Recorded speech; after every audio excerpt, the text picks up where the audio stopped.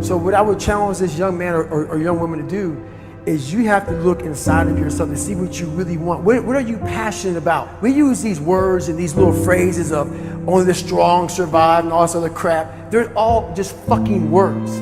I get so tired of hearing people just talking. Like right now, someone may think Goggins just talking. You don't know me.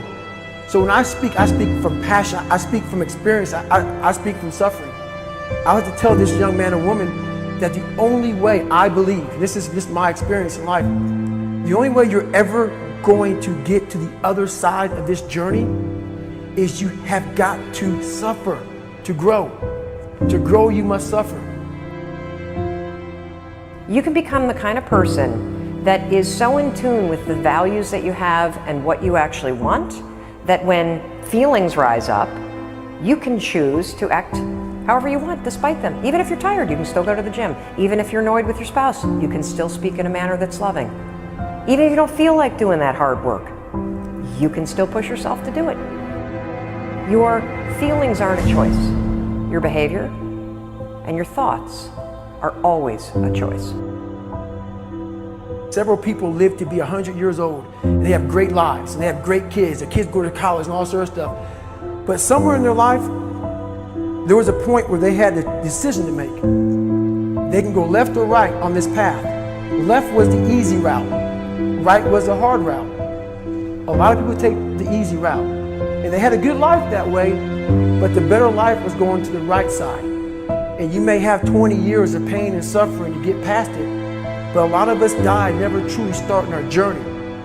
And I would tell this young person, you gotta start your journey. It may suck, but it will come out the other side where you're coasting.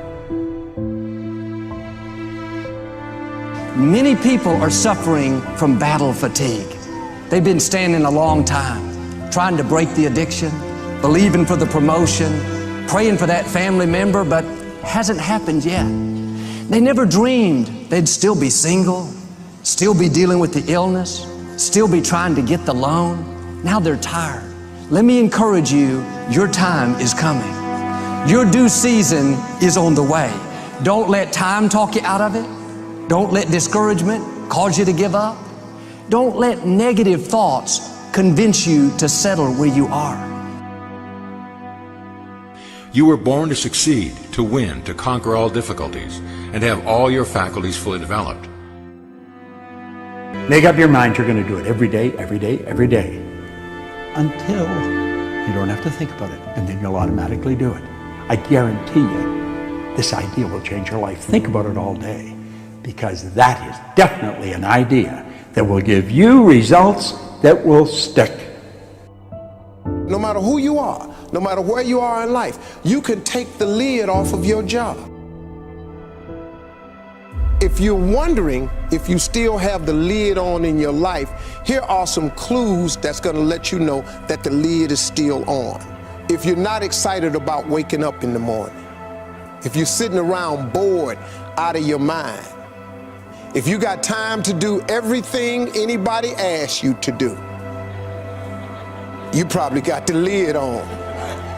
If when you tell your dreams to all your friends, it makes sense to them, you got your lid on, man. Your dreams should not make sense to everybody. You got to say something that make people go, how you gonna do that? That's when you got the lid off. And if I were you, I'd do that. I'd take the lid off. It's not always going to be easy. There are going to be challenges. There's still going to be curveballs thrown at me. But I can't become introverted. I have to continue to get outside myself, because when you're uncomfortable, that's the only way you're going to grow. Right. So the only way I became successful was going towards the truth. As painful and as brutal as it is, it changed me. It allowed me to become, in my own right, who I am today. You face your fears, you become the person you want to be. You run from your fears, you're not living. You're alive, but you're not taking the freedom. You're not running the day's running you. You always be the fucking servant, not the master, guys. We all fall down in life, guys.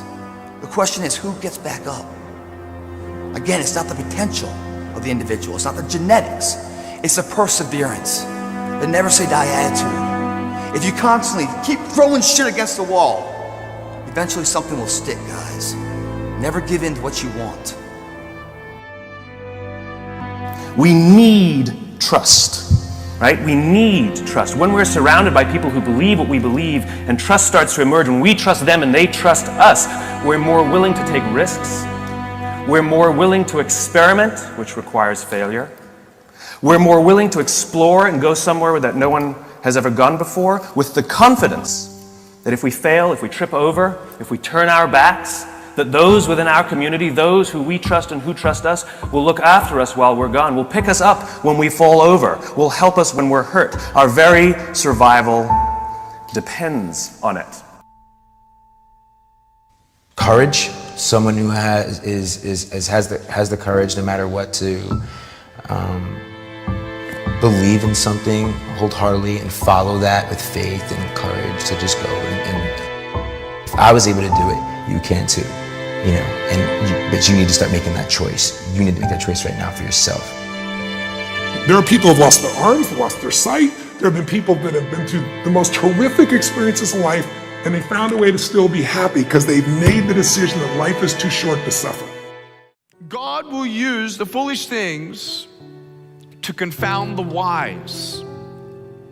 God can use a man without arms and legs to be his hands and feet, to prove that it's not about Nick. It's not about his ability. It's not about him and his strength and how he speaks all around the world and uses his hands greatly as gestures and body language while he gets excited preaching. It's not about me, it's about Jesus. I didn't write my story. Jesus wrote my story. He knew me before the earth began. And I don't know about you, but yeah, it's good to have a job. It's good to have a relationship and get married and have kids. It's good to have that stuff. But until you find Jesus Christ as your Lord and Savior, there will be always something missing.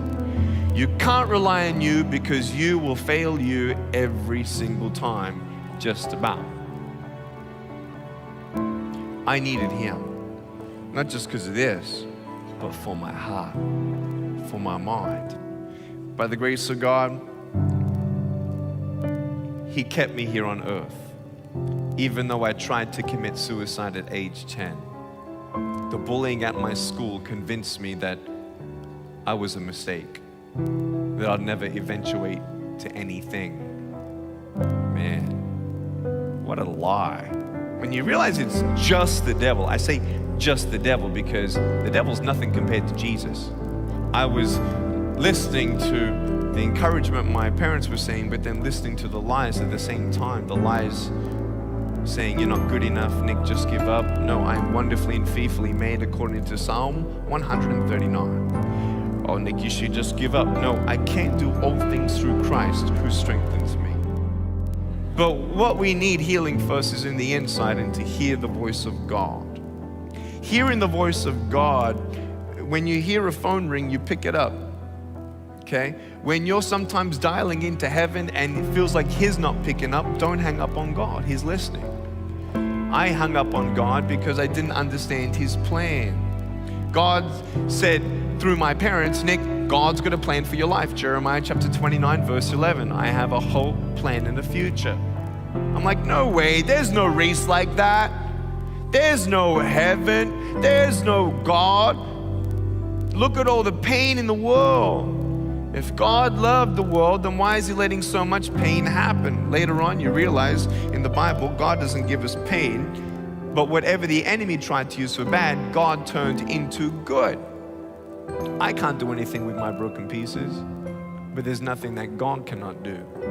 I've seen pain. I've seen miracles. God allows things that we don't understand, but I want you to know if you hold on to Him, He'll hold on to you.